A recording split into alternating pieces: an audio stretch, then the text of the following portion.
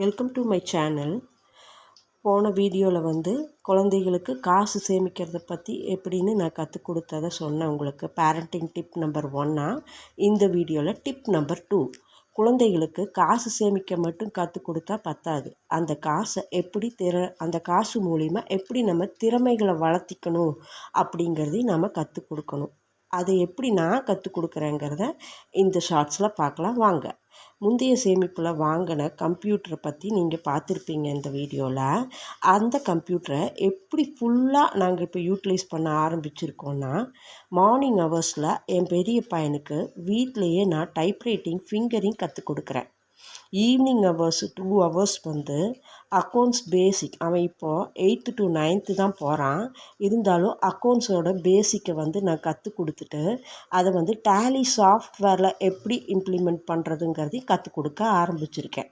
இப்போ இதே கிளாஸஸ் நம்ம வெளியில் போயிருந்தோம்னா டைப்ரைட்டிங்க்கு மினிமம் 500ம் டேலி கற்றுக்கிறதுக்கு மினிமம் 1000ம் ஃபீஸ் கொடுத்துருப்போம் இல்லைங்களா? அந்த ஃபீஸை அவங்க அப்பா கிட்ட வாங்கி அதை உண்டியில் இப்போ சேமிக்க ஆரம்பிக்க போகிறோம். அப்படி சேமிக்கிறது வேறு ஏதாவது இதே மாதிரி ஸ்கில் டெவலப்மெண்ட்டுக்கு நம்ம யூஸ் பண்ணிக்கலாங்கிறது ஃப்யூச்சர் பிளான்.